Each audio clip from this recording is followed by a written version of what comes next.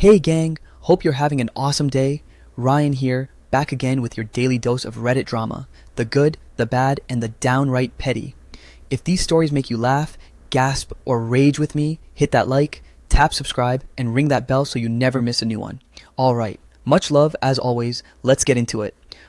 Our first story of the day comes from a commenter in the relationship advice subreddit, and it says, I, 28 male, wrongly accused my girlfriend, 24 female, of cheating and don't know how to move forward. Basically, my 28 male girlfriend, 24 female, was acting shady. By shady, I mean that she was on her phone a lot, making phone calls, and I noticed payments from her card for events and things I wasn't doing with her. I waited it out for a week or two and the weirdness continued.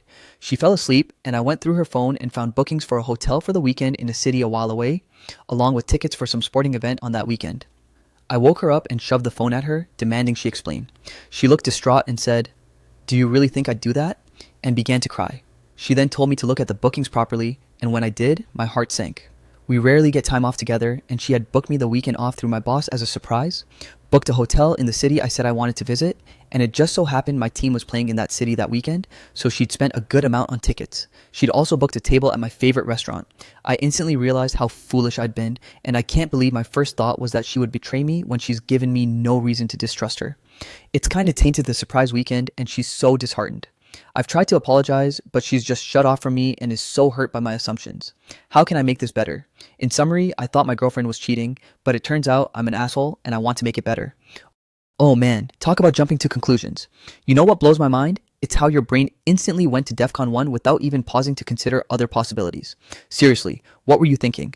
And I get it. It's easy to let your mind wander to the worst case scenario when someone starts acting different. But damn, dude. Here's the thing though, and this is going to sound harsh. What's the excuse this time? You literally had a partner who was just being amazing, planning this epic surprise, and meanwhile you went full on detective mode and shattered that entire surprise. I mean, how does that even compute? And you know what makes it worse? The fact that your insecurity might have actually done more damage than you think. She's hurt, and honestly, who wouldn't be? You basically took her grand gesture and crushed it under a pile of suspicion. So, what do you do to make it better? Look, everyone makes mistakes, but you need to own this one completely. Apologies are a start, but actions speak louder. Make it up to her with something equally thoughtful, and if she needs space, give her that. But for crying out loud, learn from this.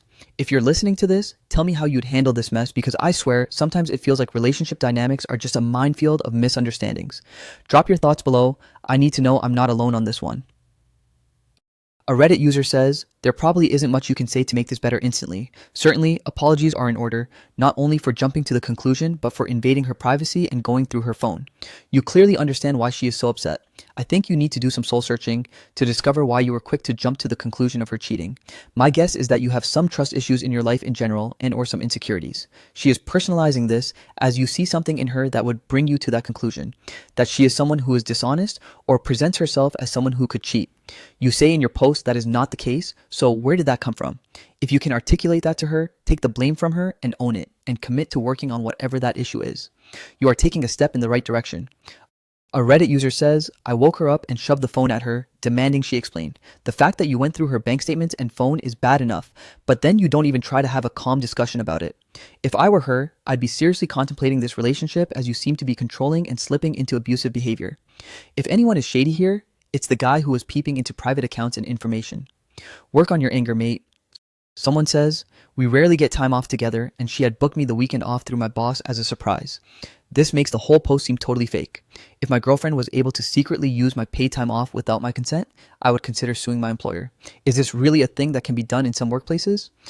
Someone says, can anyone just take a second and realize he somehow saw her bank payments too? Like, this goes beyond wrongly accusing someone. This is invading her privacy and making her feel awful because you couldn't just ask her what was going on. Instead of talking and voicing your concerns to her, you acted like a teenager and messed your relationship up. I don't know whether this is fixable, and you need to sit down and talk to her about it rather than asking strangers on the internet. Just a day later, the OP comes with an update and says, so my last post got a lot of responses and I decided to do a prompt update as a lot has changed in just the last day and I wanted to update anyone who was interested and or concerned for my girlfriend. I read your responses and decided to make a big apology to my girlfriend for how I behaved. However, before I got the chance, she arrived at the house. I'll hold my hands up and say that this isn't the first time I've jumped to conclusions, and pretty much since we got together, I've had a habit of winding myself up and then checking her phone and accounts. I know it's wrong, but I always felt if I found something I'd be justified, which is so messed up. I know. My ex did cheat on me. Well, she had an affair and left me for the other dude. I guess I projected this onto my current girlfriend. My girlfriend never, ever has given me any reason to doubt her and treats me better than I've ever been treated before. She's down to earth, honest, open, funny, kind, beautiful, and she gives me the opportunity to share my thoughts and feelings with no judgment. I don't know why I assumed the worst of her. I really don't. To answer a common question, she has an online banking app on her phone and it's the same passcode as her mobile, so I could log on. Super, super messed up, I know. When she arrived at the house, she was calm but sad. She explained that she knew I'd always check her phone and that I'd be off with her anytime she went out with friends, but that she always hoped over time, if she proved herself, I'd let go. When she found out that I'd done what I did, it hurt even more because she was trying to do something nice for me. She told me she loves me, but she finds herself justifying every activity she does, over-explaining herself, and told me she has real, genuine anxiety whenever she's out with friends because she knows I'll be sat at home imagining scenarios of where she could be. She found herself withdrawing from friends. She told me we were over, not because she doesn't love me, but because she can't devote her life to someone who only sees the worst in her. She told me that I could have just spoken to her and she'd be honest, but that she knows even if she did, I wouldn't believe her unless I could prove it. And she's probably right. I don't know why, but I know in myself I would not fully believe her because, of course she'd say that, right? Anyway, she left me, packed up her things and went. I know her, she's a strong-minded woman. It really is over and I've never felt worse. But she's right. I'm not ready to trust someone yet. And even in our last moments, she gave me the confidence and motivation to get help and be better, even if she won't be there to see the change. I know she loves me, and that fact alone makes it worth changing myself. I'm not going to try and win her back, because I can't promise I won't do it again. I'm heartbroken and hurt, but she verbalized it in such a way, it really hit home. She calmly explained it to me in a way that only showed me her true love for me. I'm just so sorry for hurting her, I guess, but thank you all for sharing your opinions and giving me some home truths. I appreciate it more than you know. This is it for now. Hopefully, this time next year, I'll be a new man and be able to treat the next woman who loves me the way my ex-girlfriend deserved to be treated. In short, my girlfriend left me. She made the right choice. I'm reflecting and moving forward. A Reddit user says, "That really sucks for you, man, but honestly, I think she made the right choice too. You seem to have some really deep insecurities and trust issues from previous relationships. You should consider getting therapy for those problems and work on yourself so you don't push those insecurities on others. Good luck, man. Hope it gets better from here." Our next story comes from a commenter in the wedding drama subreddit, and it says, "Am I wrong for not going to my sister-in-law's wedding? I have been married for 12 years. I'm going to give some backstory, and it summarizes 13 years. My husband has 4 sisters and 3 brothers. From the moment I met his family, they gave me the cold shoulder, and even after all this time, I don't feel like part of the family. The reasons I have been given are that I'm not outgoing enough, and my husband is different since he's been with me. It's true that he is different. He used to be very close with his family, but once we started dating and they were rude to me, neither of us enjoyed being around them, so we wouldn't go to things as often. We lived out of state, so we wouldn't only visit at first. This was when we were just dating. During my first visit there, I was changing my clothes in the room I was staying in, and his cousin walked in on me, and I screamed for him to get out. He was there every second of the trip, kind of hovering at all times. We asked his cousin for a little bit of space and said we'd hang out again the next day. And apparently, my reaction was a big deal because my husband, who was my boyfriend then, started getting calls and texts from his uncles saying that I needed to apologize and they didn't appreciate my behavior. I did not apologize. We just ended our trip early. We eventually moved to his hometown for a job offer, and I started seeing the family more. I was trying my best to make a good impression and be friendly with everyone. We were staying with my husband's dad while house hunting for several months. He has a very large family, and I found it overwhelming, so sometimes I would sit in another room because of how loud it was. But I was always happy to talk to anyone if they wanted to. No one ever really approached me anyway. No one ever asked me about myself or my family or where I'm from. I tried to get to know his sisters, but it became clear conversations were hushed when I'd walk over, and they were short with me when I'd ask them questions. One day, I'm sitting at the table paying bills, and they all show up with his youngest sister to take graduation photos. My husband was at work. They all rushed into the house, then out back to take photos with the whole family except me and my husband, who was then my boyfriend. One of their aunts told me I was in the way at one point, so I went upstairs, but that was the only word spoken to me. One of my husband's sisters was pregnant, so I had been knitting a hat and blanket for months since we'd gotten there and found out. I knew the baby shower was soon, but no one had given me any details. Then one Sunday, I saw pictures with everyone tagged on Facebook having a huge shower, co-ed. Even his dad, with whom we were staying, was there. I was incredibly humiliated and hurt that they all knew I'd been working hard on this blanket and they acted like I would be coming, all while knowing we weren't even invited. I eventually did ask his sister about that, and I was told that since I was newer to the family, she didn't think I'd want to come. But they never gave me the choice. It was a lot of this kind of behavior, inviting us to some things and not others, but always acting like we were the problem if we didn't jump up and scramble to attend when they did invite us. But all the while, I'd hear whispers about his sister saying things like, "I'm a beach," or "I have my husband under a spell." One of his aunts came by and basically tried to convince me not to be with him. She told me he was happier before me and his deceased mother would never have wanted us to be together. This wrecked me, and I was crying and packing my things when my husband got home. He convinced me to stay and we would just stay away from them all. So then we got engaged and there were no congratulations except from a few extended family members. Months of this went on and it became clear they didn't want to support or celebrate us. We decided to just elope at the courthouse one day.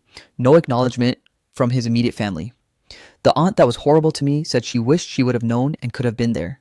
It just went on like this. I got pregnant and there were no congratulations or offers of a baby shower or even a gift. Nothing. They did want to meet him once he was born though. I was so excited to be in a big family so I could have that closeness and a village, but it turned out to be a nightmare of isolation. Fast forward a few years and one of my husband's brothers starts dating a girl they all seem to love, and she's welcomed into the family immediately and is invited out to lunch and shopping with the sisters. And I'm not, and never was. We ultimately decided to just cut off contact with them for a while because it was too hurtful. A few years later, we tried again for our child to be around family instead of isolated, but it was more of the same. I don't know why I thought it might be different. We have never attended any wedding in his family since they were so unsupportive of ours. I know that may be petty, but it is deeply hurtful, and it's always been extended family until now. His youngest sister is getting married in August, and we were intending to try to go. But then, while they were over at our place for a birthday party, the brothers were talking about getting tuxes as groomsmen and the sisters about the bachelorette party. At first, I didn't think anything of it, but after further clarification and seeing pictures on Facebook, I realized that my husband and I are the only ones not included in the wedding party. Every other woman in the immediate family is, and every man as well. It makes me feel like this just emphasizes the fact that they don't see us as family, and we are going to be symbolically classed as other at the wedding. While I know this is about his sister and it's her wedding, I can't help but feel all the shame, negative feelings, and depression I did over the years. I don't want to do something that I feel so awful about. My husband told her that we aren't able to go after all, and she's very upset with us. Are we being petty? I've spent so much time chasing them, trying to get them to treat me the same, and I am just done doing that. All the family trips they've all gone on and didn't even invite us to. I don't really feel bad for not being at this milestone event when they've made it clear we aren't special to them. Am I wrong? Someone says, not wrong and absolutely not petty. These people are so impressed with their self-importance that they have no clue how their behaviors affect others. Your significant other has your back. Follow his lead. He knows how awful they are. He grew up with them. You need to stop trying to make an extended family with them. They aren't a family. They are a group of bullies who get their kicks from hurting others. They know exactly how they have treated you. They know they are petty and vindictive, and they enjoy it. Stop turning yourself into a pretzel, trying to create a fantasy that's never going to happen. You have a family. If you want a bigger extended family, then create one. Some of the best families aren't related by blood. You can do this. These people aren't worth your time or energy. They aren't worth the dirt under your shoes. My apologies to your husband. I know he is related to them by blood, but that still doesn't make them family. Stay strong and stop standing in front of them while they take target practice. You are just allowing them to shoot better. A Reddit user says, "These are horrible people. You and your husband need to go completely no contact with them and cease any further relationship. You are your own family, and what about your family? Parents, siblings, etc." OP responds, "Unfortunately, my family is very small, consisting of just my mother and my half-sister now. My father passed away when I was a teenager. The reason I was so excited to join a large family is that mine was basically non-existent. Moreover, it was abusive. I come from a very physically, emotionally, and verbally abusive childhood. We see my family once a year, if that. They live 10 hours away. We go visit once a summer, and that's all we can handle. I think that's why the situation was such a devastating blow. Since then, though, we've moved to another town and have made lots of new friends. I wouldn't say we've made a whole new family yet, but we absolutely have some great friends and support now, just not quite as close as family." A Reddit user says, "Original poster. Why were his family members at your house for a birthday party? I'm trying to figure out why they shun you, yet you and your husband continue to try to socialize with them at all. I understand that you wanted a family to replace your abusive birth family, but it's been 13 years and per your story, they still treat you as second class. Why do either of you continue to put yourselves in these situations only to end up hurt? Edit to add. Like others, I suspect a missing reason here. If there is no racial or cultural difference or barrier between you and your in-laws, is there a religious or political one? OP responds, because my son likes seeing his cousins, the kids get along great, so we tolerate them for that reason. I don't want to give the impression that they or we are hostile to each other. We're not. We can exchange pleasant small talk when we're in each other's company. I've been allowed to participate in that a bit more in the last year or so, but I often struggle to find things to talk about as I barely know them, and they are babbling on about what they did all together last weekend. Mostly, I just try to talk about the kids. Alright, let's dive into this roller coaster of a story because, honestly, what am I even reading here? You know what blows my mind? Nah, scratch that. It's beyond blowing my mind. It's that this poor soul has been dealing with this icy reception for over a decade. Seriously, 1 decade plus some change. Man, just let that sink in for a second. So, fast forward to the big family events, the weddings that you're just not really part of at all. I mean, they didn't even throw you a bone with a wedding invite back in the day. Now every Tom, Dick, and Harry are groomsmen and bridesmaids, and you and your partner are just like toast? Are you kidding me with this? This whole circus of favoritism and exclusion is almost unbelievable. But hey, not going to the wedding, I get why you'd think maybe it's petty, but you know what? It sounds more like self-preservation. If you ask me and drop your thoughts below, because I need opinions, this whole saga just screams toxic to me. If finding a place in a family feels like trying to squeeze a camel through the eye of a needle, maybe it's time to consider your own mental peace over these forced connections, right? Absolutely absurd how they've treated you over the years, and honestly, just holding on for your own sanity seems more reasonable. If anyone here is out of line, it's certainly not you. I'm telling you, listening to stuff like this, you wonder how people could keep trying. Hats off to you for making even an attempt to bridge the gap. I know I'm ranting, but drop your thoughts below, because seriously, am I crazy, or does turning the other cheek at their big day seem totally justified? Our last story comes from a commenter in the wedding drama subreddit, and it says, am I the a-hole for cutting my best friend out of my life for stealing $900 during my wedding? Most of this happened a year ago at this point, but it's just become fresh again. Also, shout out to Charlotte Dobre because her reaction videos inspired me to vent mine. Charlotte, if you're reading this, I love you. I, a 25-year-old female, got married to my 25-year-old male husband last year. My husband and I decided not to do a best man or maid of honor because we didn't feel like choosing between our friends. But ultimately, my best friend, a 24-year-old female, would have been my maid of honor. She lived in another state and would have to fly back and forth for the different events. She wasn't in a position to pay for everything, and I take full responsibility for how foolish my decision was. With her agreement to pay me back, I sent her money for the bachelorette and wedding flights, both to and from, and her hotel. All of it totaling around $900. We decided to merge the bachelor and bachelorette parties for convenience. We couldn't figure out what we wanted to do, and my best friend mentioned that she wanted to take her new boyfriend around some of the local activities in our hometown. They had been together for about a month at that point, but moved fast, and he sounded supportive of her.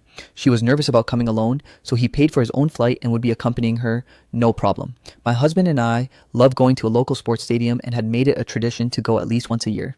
I looked up dates for upcoming games, and one so happened to fall on the date we were planning. It wasn't perfect, but it was something we loved to do and a way to show her boyfriend around. We continued making plans for weeks to come. We had everything organized, tickets bought by us, and everyone was going to color match and have matching accessories. A couple of weeks before the party, she started blowing up my phone while I was in a lecture. She called and told me about how she just cheated for the first time ever, and it was such an adrenaline rush. I awkwardly ended the conversation and went back to class.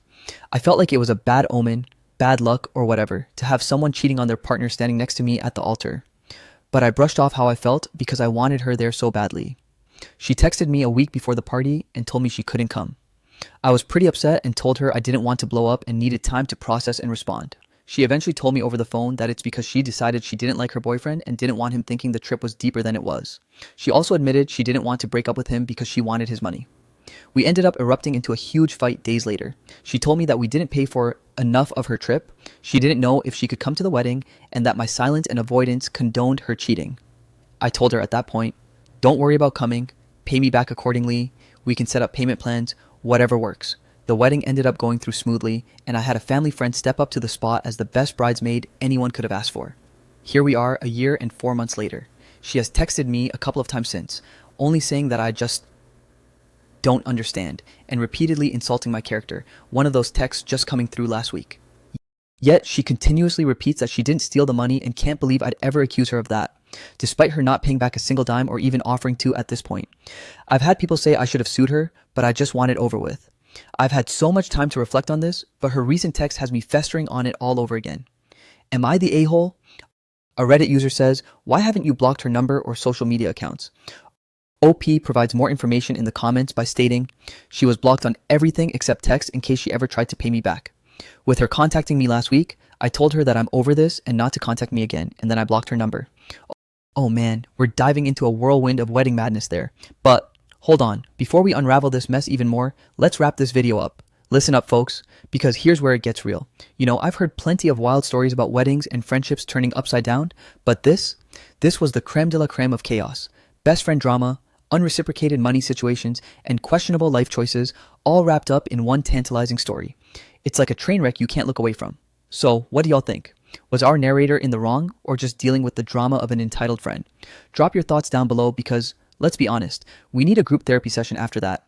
And if you want to keep this roller coaster of emotions going, smash that like button, subscribe, and hey, check out another video.